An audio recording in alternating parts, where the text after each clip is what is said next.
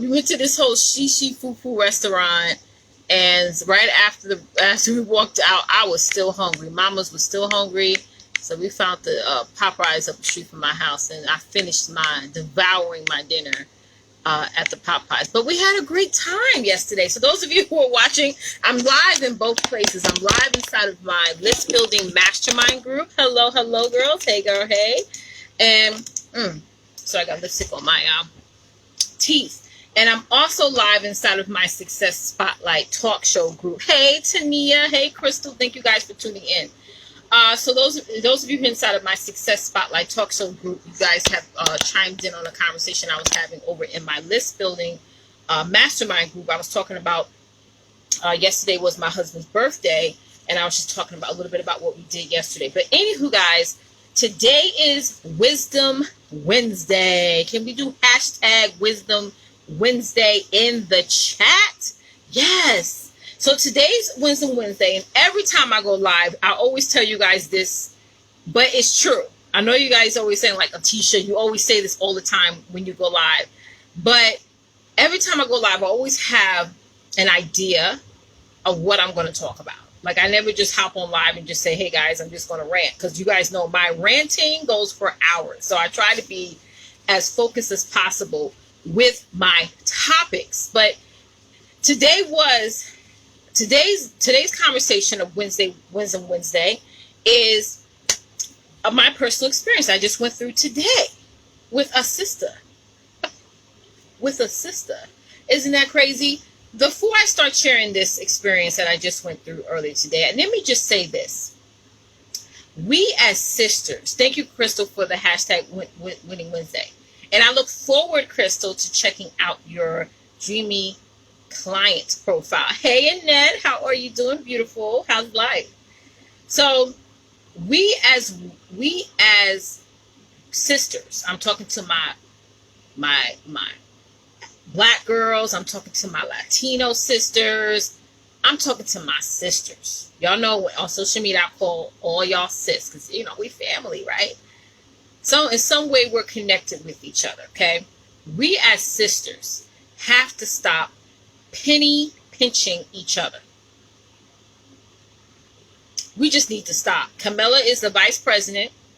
We need to stop with all this foolishness and foolery that goes on in this digital space.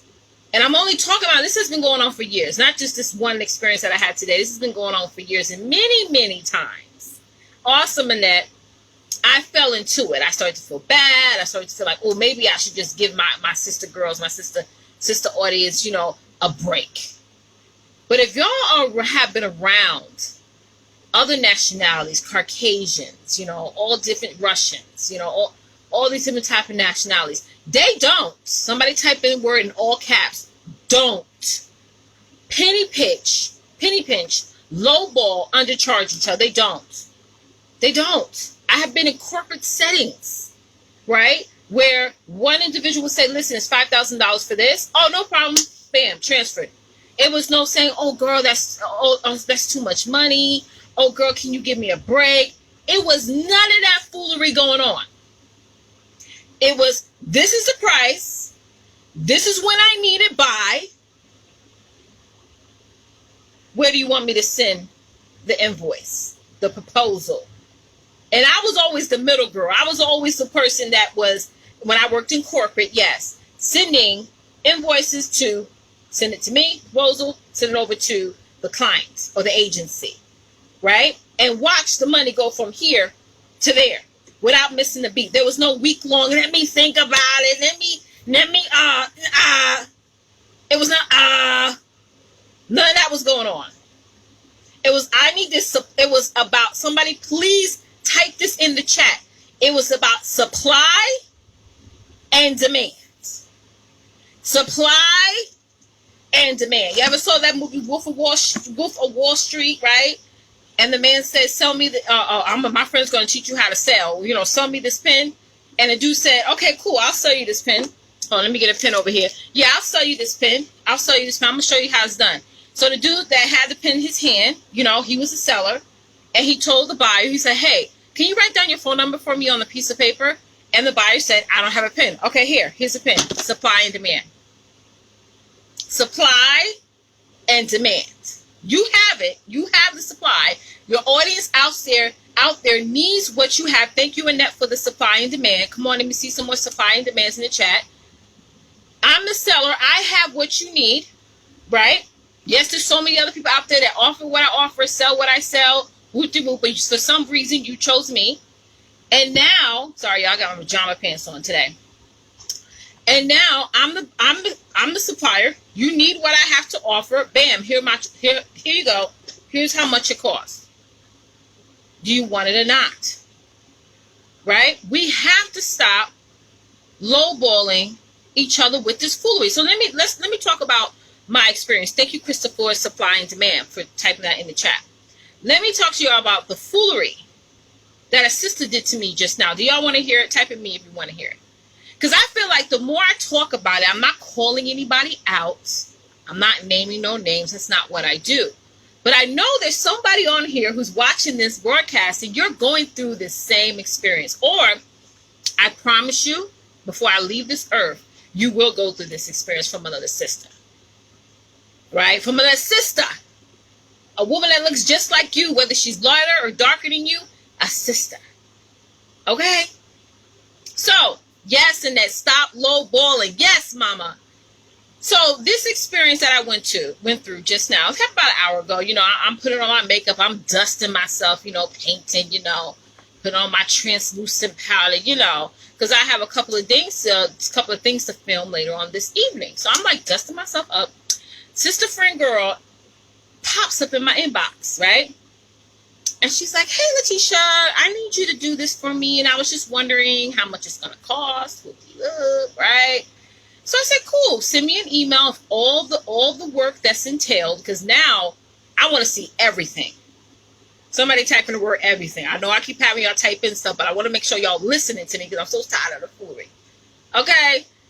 So I said, send me in for all the email. Send it to my I have an actual email address that goes to my team, and we all see the communication, you know?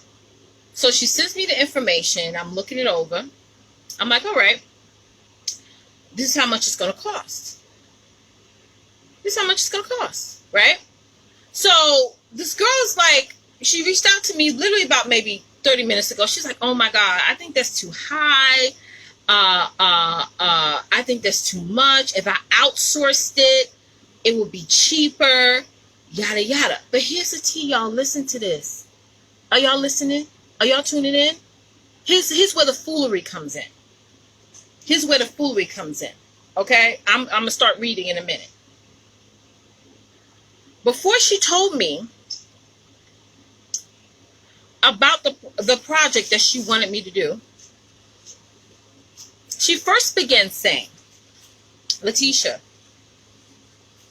I have a coach, and my coach told me I need to raise my prices. Oh, can somebody say, repeat it again, Leticia? Repeat it again one more time. Repeat it again. This is what she told me before she told me what it is that she needed me to do. Before. Are y'all leaning in on the screen real quick? This is the foolery I'm talking about. I'm going to repeat it right now, Crystal. She said her coach, who remains nameless, told her, you need to raise your price. Her coach told her that. So I'm gonna piggyback over to her coach in just a second. We're gonna leave her coach right in the corner there, but I'm gonna continue on with this. So her coach told her that she need to raise her price. I give her my price. Oh, it's too much. Girl, what is you talking about? Yes, she did, Crystal. So let me trickle back over to her coach. So her coach told her to raise her prices. So why didn't she have her coach ask her coach to help her with the project that she want to give me? Let me tell you what. Let me give y'all answer to that, because I know some of y'all was asking, like, okay, why would she come to you then, Leticia? Her coach told her to raise her prices. And Crystal, I think you know the coach that she has, because I think you know. I think you know this person.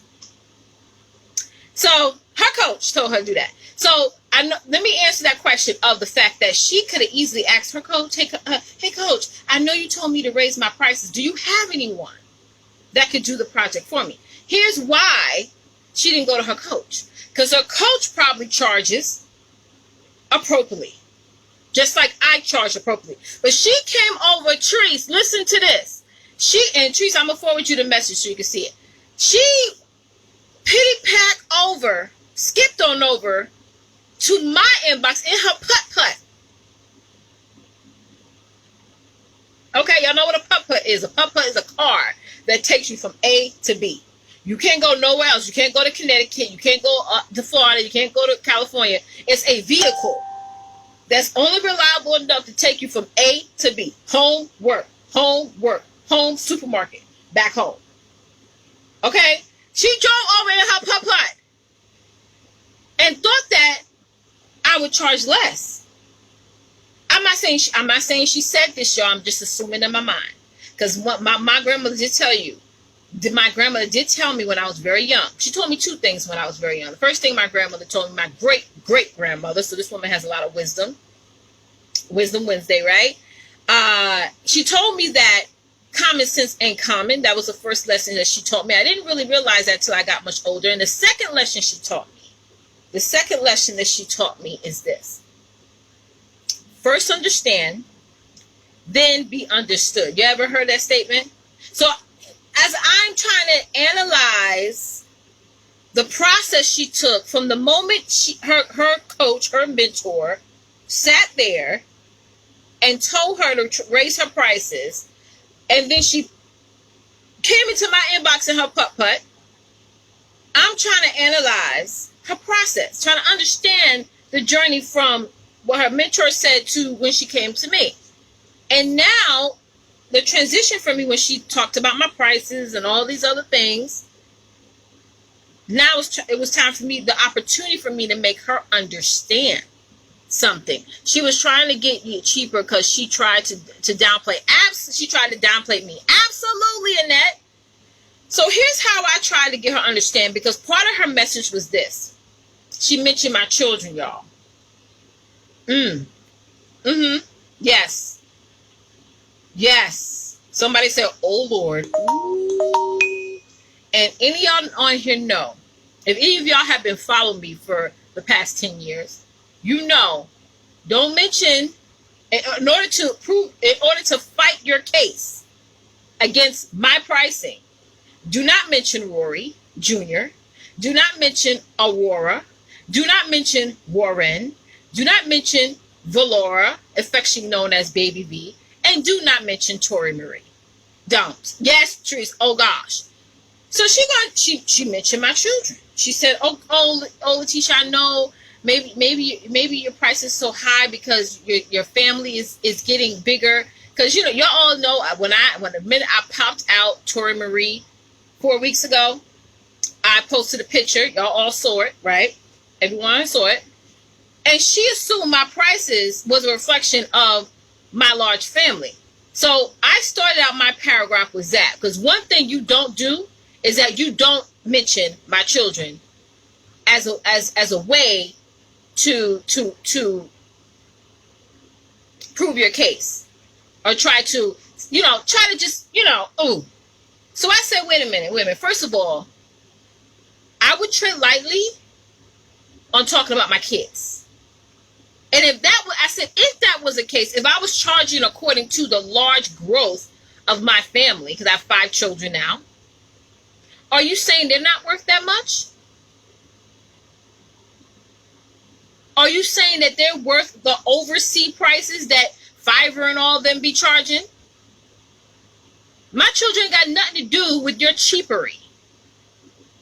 Yeah, I said cheapery. I tried to spell cheapery as best I can. Don't talk about my children. Please. Please. And I ended off and I said, you lucky God got me. Because y'all know I'm a girl from Queens, New York. We don't play that by way of Long Island. So I could be a little bit like, proper. But then, I've been in Queens for a long time. Don't make me pop off. I was 2 seconds away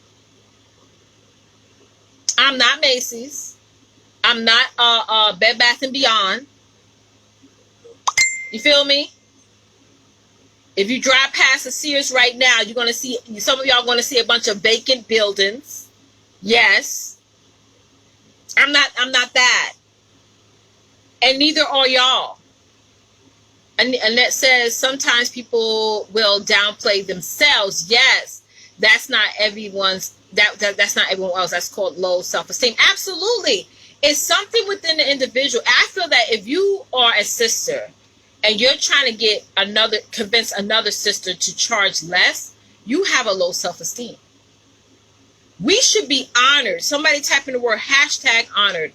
We should be honored as women of color, black women, to do business with each other. We should feel like, oh my God, I've helped support another black female. Forget about the men. Forget about the brothers. They'll do well, because they're men. That's why I can't stand seeing a man that broke. I can't stand seeing a black man broke. I just get so, I'm like, a man can get a job anywhere. I don't care what none of y'all say. A black man can get a job anywhere. A black man can get a job better than a black woman can. And a black woman can hold a job. A black man can hold a job.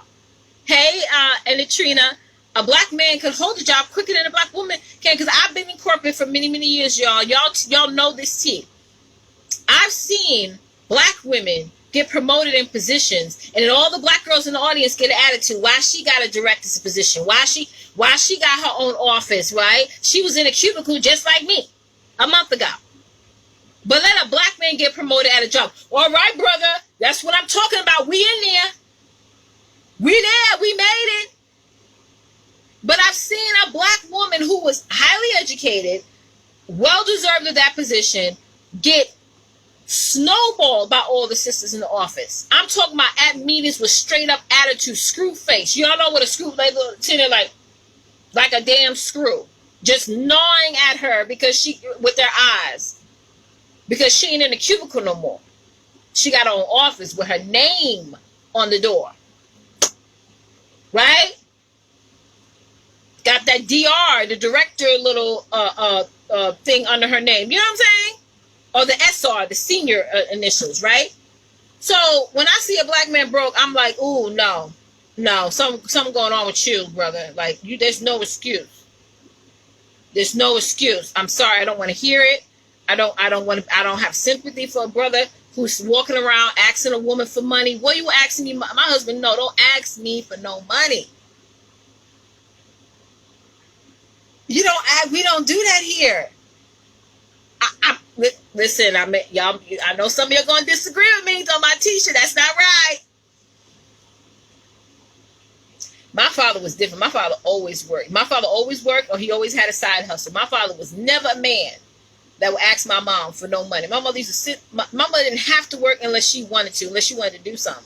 But for the most part, if you knew me as a child and you came to my house, you would see a dent in the couch, like a little swoop, right, in the couch. And that's where my mama sat all the time. You always knew him. So then you knew that woman was a housewife, because there was a little on the couch. You know what I'm saying? That's where she sat when she watched her soap operas. Y'all know the stories. I can't stand watching soap operas now, because my mother used to watch soap operas all the time. Because my father was a man. Okay, he was never broke. What? Broke? Come on now. So, I know I went off into a tangent there, but as I was saying, hey, Ada, I see you snuck on in, sis. We have to stop lowballing each other. Ada said, yes, indeed. Love the title. I'm unable to come in now. We'll watch the replay, coach. Oh, no problem, sis. You can watch the replay. So, with that said, right, when it comes to us as sisters, we have to stop lowballing each other. Like, what is wrong with you? And I'm telling y'all right now, the next person, especially the next sister, that tries to lowball you or question your pricing or say, oh, I can't afford it, it's too high, and they try to talk like shame, like price shame you, price shaming, there isn't such thing as that. You better let her have it. At least let her have it for me. You better let her have it. Because there should be no tolerance, no understanding, no excuses when it comes to handling a sister for trying to pull from your pocket. So in this scenario, this individual who told me that her coach, the one she's paying, told her to raise her prices for her stuff. And then she came in my inbox in her putt-putt and asked me for a service that she could easily ask her coach. She had a mentor. Why don't she ask her mentor? Right? But I told y'all the story probably behind that. And then I give her my pricing after seeing all the things that she wanted me and my team to do. That's another thing people don't understand, is that when a person is quoting you for a price for their service, they also have a team that they're paying to complete whatever service or project that you want them to work on. Because if y'all think it's just me running and operating my business, I have an amazing team of some awesome ass women and individuals who help me get all the things I need to get done, not just for me, but also my clients as well. So you got to understand that factor. I have overhead too. If you go to a McDonald's or a Burger King or a Popeye, you don't just see one person cooking. You don't just see one person cleaning up. You don't just see one person preparing the food. And you just don't see just one person taking your money. It's a team of people, right? It's a team of people. And you know what the sad part is, y'all? And I'm about to leave on that note because I have a client call. The sad part of this whole situation is that, yes, I could have easily took off a percentage off of the pricing, right? Let's say if I did that, and let's just, entertain imagination, right? Or play devil's advocate, right? Let's say if I did charge less. I promise you, if it was a white woman that she went to, right? And if it was a white woman giving her the price of that charge, she would have no problem paying.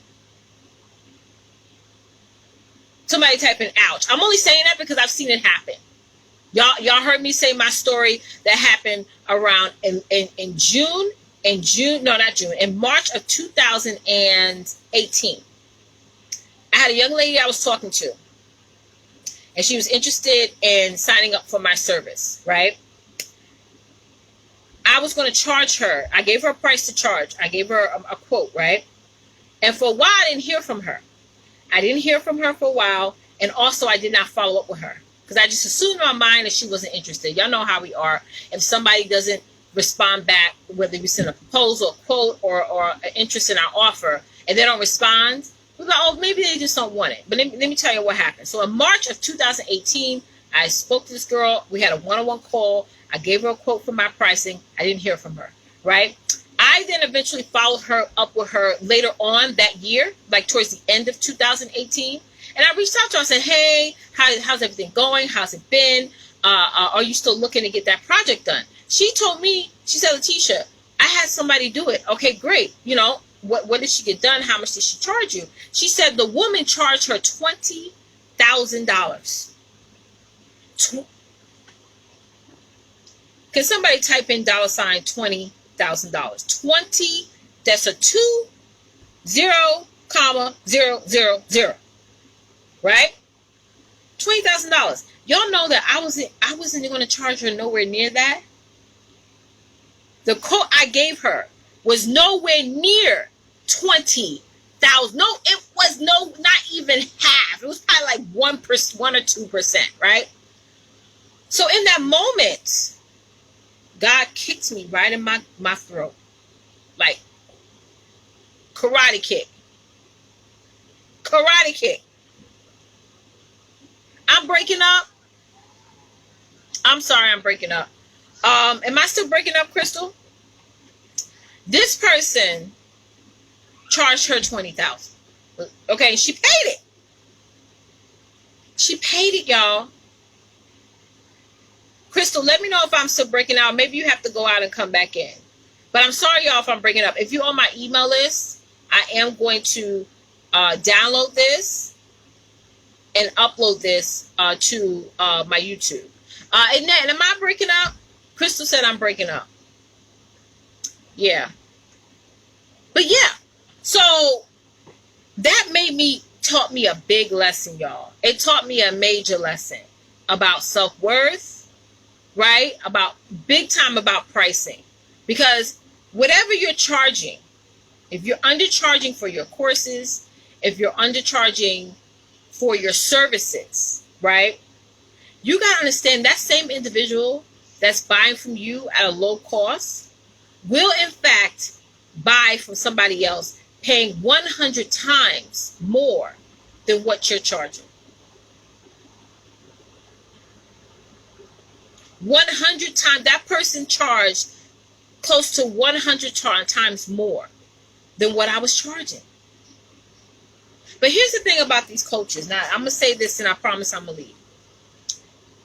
These coaches out there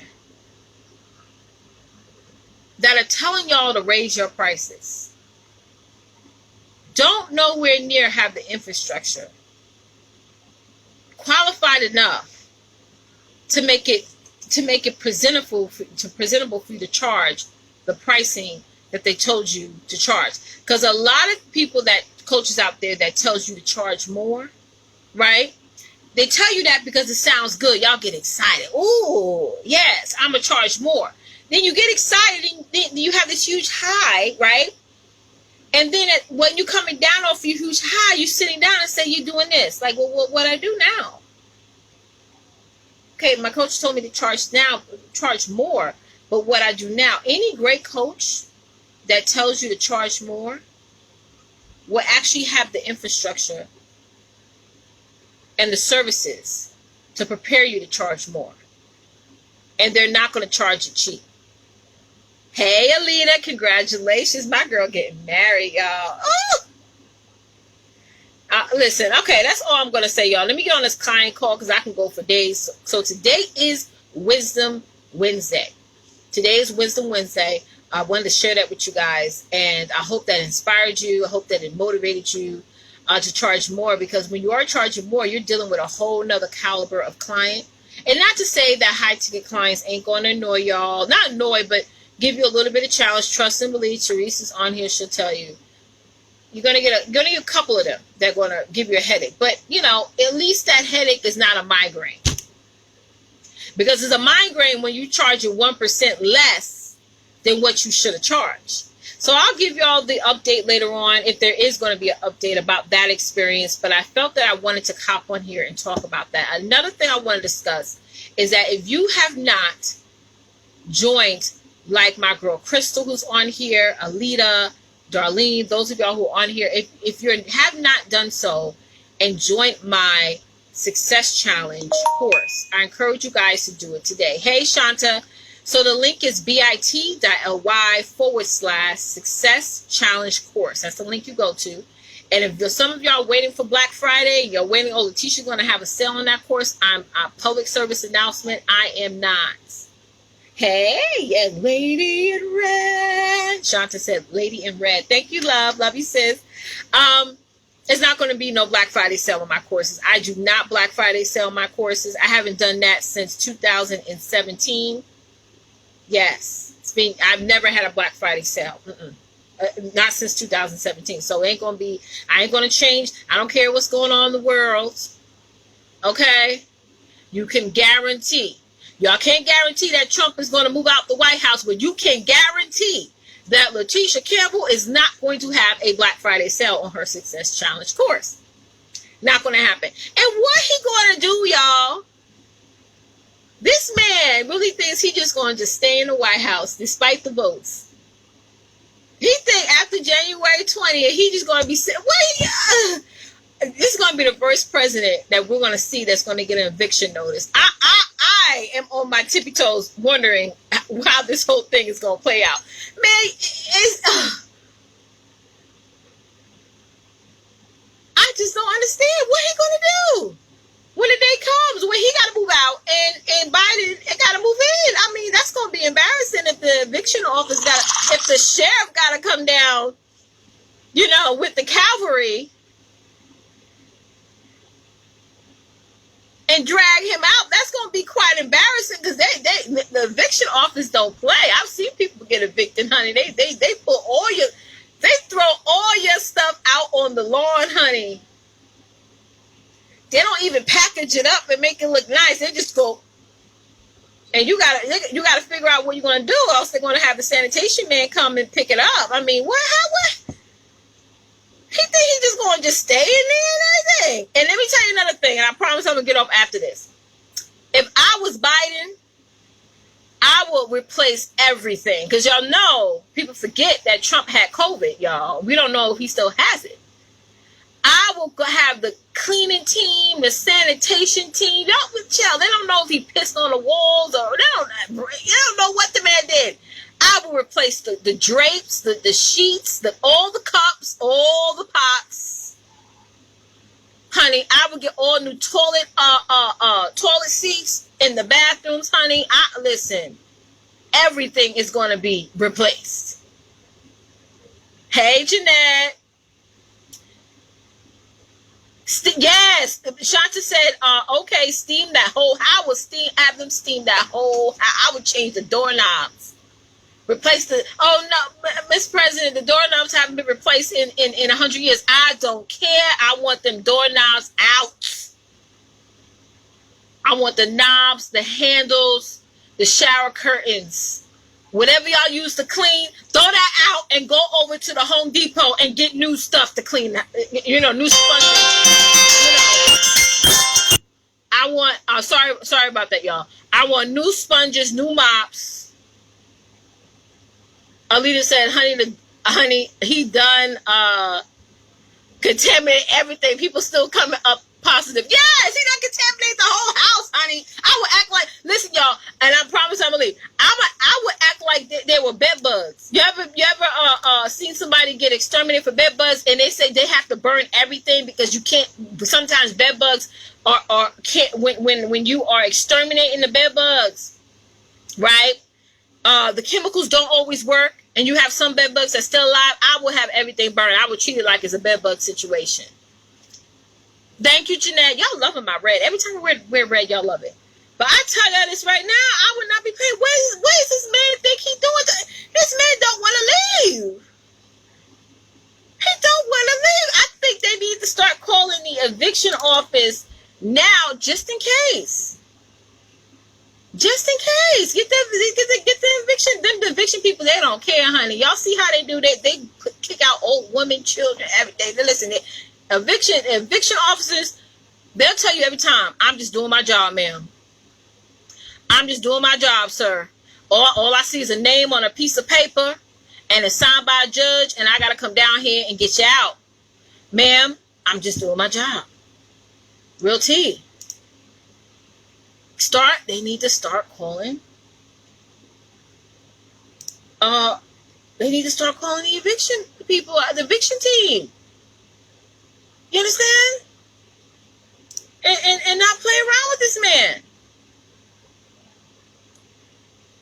Yes, Jeanette, everything out. I'm telling you, if I was Biden's wife, I would do that. I would say, listen, honey, I'm not moving into that house until it is bare. I want to walk in that house and smell bleach. I want to walk in that house and I want to smell bleach so strong. You ever smell bleach so strong, like pure? I don't want them to water down the bleach. You know how we dilute the bleach, half water, half bleach, I don't want it diluted. I want them to saturate that. I want to walk in smelling bleach to the point where I got to open the windows. All right, so I got to go, y'all. Y'all have a great evening. I'll see y'all next time. Thank you, Trees.